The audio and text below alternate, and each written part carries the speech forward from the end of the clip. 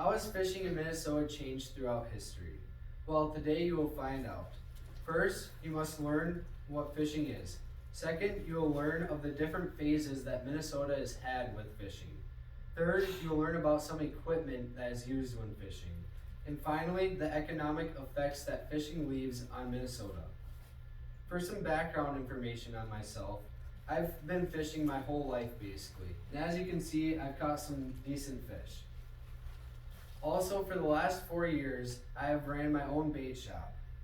Much of the information for this speech is found on the Minnesota DNR website. In this speech, I hope you learn how fishing has progressed through history, and I hope you learn the basic fundamentals of fishing. First, let's move to the definition. Fishing is defined as the act of catching fish for sport or for a source of food. There are many different species of fish in Minnesota, and according to the Minnesota DNR authors, there is a total of 160 fish species, and some of the common and more sought after species are yellow perch, walleye, largemouth bass, northern pike, trout, bluegills, crappies, and sturgeon. Now that you know what fishing is and just some of the basic species in Minnesota, we can move to the history. According to the Minnesota DNR article, The History of Fishing in Minnesota, fishing has been around for 11,500 years. We have limited information on these people, but we do know they were fishing due to fossilized materials. 3,000 years ago, the Dakota tribe lived in Minnesota, and they started developing more fishing strategies. They started to fish with large nets and spears. Fishing was more beneficial because it was an all-year thing rather than getting like berries or hunting certain animals. In the year of 900, the Ojibwe lived in Minnesota, and they started developing more complex fishing strategies. They started hand-carving materials such as canoes and decoys. The canoes allowed the Ojibwe to get to deeper water to fish, and the decoys brought in the fish and attracted them. Once the Europeans arrived, the fishing drastically changed. The Native Americans taught the Europeans their fishing strategies, and the Europeans took what they already knew and what the natives taught them and kind of combined them into one. The Europeans abused the lakes, and they took out many of the larger fish, which left the smaller fish in the lake, and those small fish continued to reproduce, which affected the size. In the 1800s, commercial fishing raised in popularity, and millions of fish were being hauled out by nets in larger lakes. Then the 1930s came with a big drought, and many lakes were lost, being dried up, and fish were dying like crazy. It wasn't until the 1960s when the Minnesota DNR started focusing on bringing the lakes back to life. They started stocking the lakes, monitoring them, increasing the oxygen supplies in them by putting in dams and aerators, and they set a limit for how many fish you can take out. Ever since the DNR stepped in with fishing, it's really taken off. It really became a sport more than a food source, and as this sport grew in popularity, the technology for it increased and got more complex. Lures have been one thing that really increased in the technology.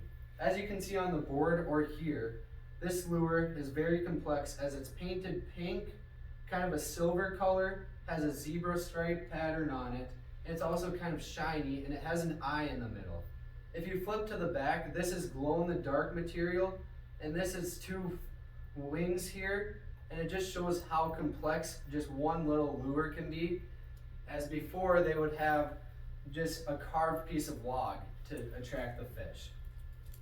Bait has really changed throughout the years because they always had bait, but now it's much more available, and it's from all over the world. We now have red spikes, white spikes, wax worms, crappie minnows, fathead minnows, green worms, and night crawlers.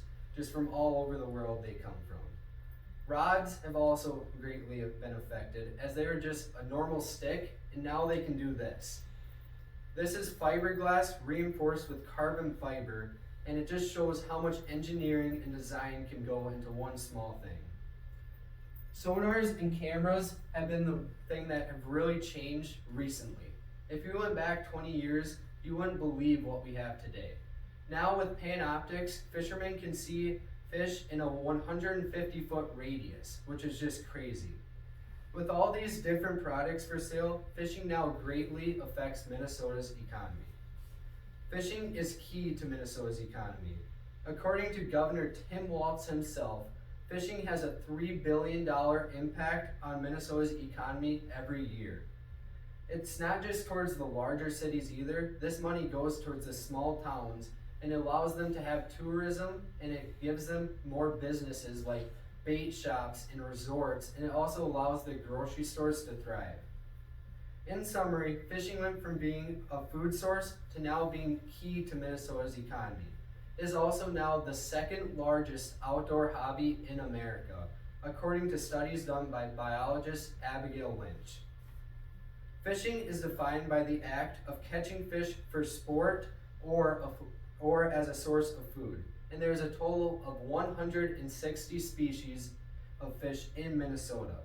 Fishing began 11,500 years ago in Minnesota and has greatly evolved since then thanks to the Native Americans, the Europeans, and the Minnesota DNR.